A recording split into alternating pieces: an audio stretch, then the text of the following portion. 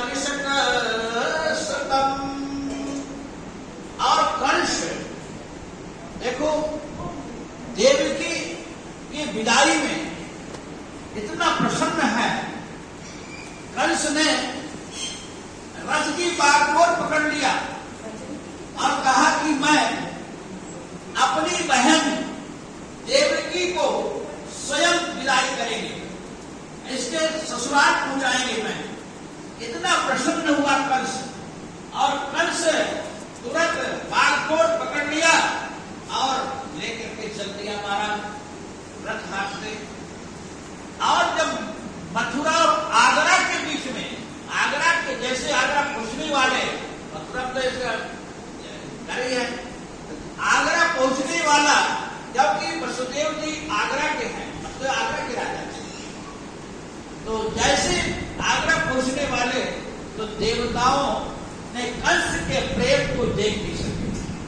देवताओं में यही तो है गड़बड़ी। देवताओं ने सोचे कंस इतना देवकी से प्रेम कर रहा है, और वही देवकी के गर्भ में भगवान कृष्ण परम परमात्मा आएंगे, तो देवकी के गर्भ को कैसे मारेंगे? और ये देवकी के गर्भ को कंस नहीं मारा तो भगवान कंस कैसे मारेंगे? कंस कैसे मरेगा?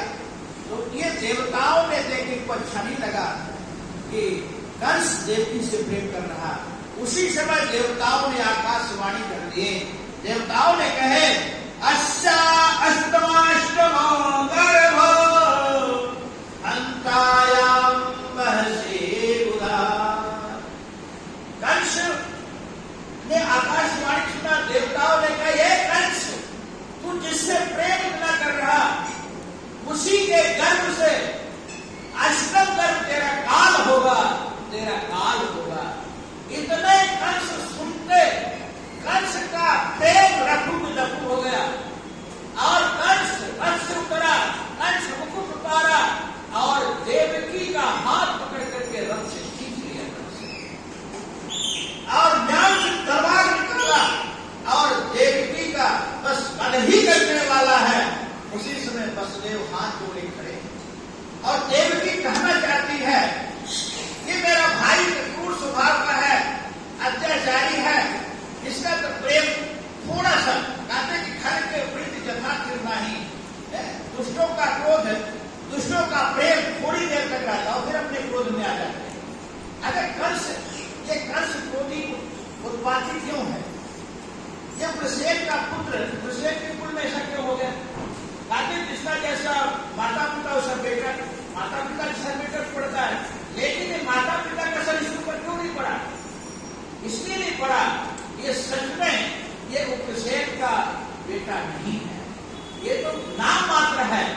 क्योंकि उपसेक की पत्नी पद्मा एक बार जंगल में लकड़ी बन रही थी, और गोभिल नाम का यक्ष आ गया, और यक्ष ने इससे पद्मा से व्यभिचार करना चाहा। उसी समय एक जांच करके कहीं कौन है तू, मेरे ऐसे मेरे शत्रुत्व पर आंच लगा रहा है। उसी समय यक्ष सामने आ गया और कहा कि मेरे अंश तुम्हारा पुत्र होगा, मेरे अंश तुम्हारे घर में पुत्र होगा। तो पुत्र अभिलाषणी के कारण पद्मा श्राप नहीं दी, सहन कर गई। वही समय आने पर एक अंश हुआ है, और इसका नाम कम सुखम स्याति नाशति इति कंस। कंस वही है जो सुख को, शांति को नष्ट कर दे, वही तो कंस है। इसीलिए इसको सुख शांति अच्छा नहीं लगता, थोड़ी इसके अंदर प्रेम, और फिर इसके बाद फिर अपने उसमें आ जाता है। तो आप अपने क्रोध में आ गया और कहा, अब वसुदेव जी को देवकी कहना चाहते, क्या मेरे पति हो और आप ही अभी साथ फेरे लिए हो और सुख दुख में साथ दोगे, लेकिन ये तो मेरा जान देने वाला है, और आप कब हमारा कब सुरक्षा करोगे? और इतने में अब देवकी कहती, भैया अभी अभी तूने राखी बांधा है, मैं तेरे हाथ में राखी बांधी हूँ, राखी बंधवाया है। ये राखी बांधने का महत्व क्या है? ये नहीं खाली धागा बांधने बस नहीं, ये रक्षाबंधन है। ये राखी का मतलब है कि अपनी बहन का हर प्रकार से सुरक्षा करना, और अपनी हर बहन नहीं, ये देश की जितनी भी बहन बेटी हैं सबकी सुरक्षा करना है।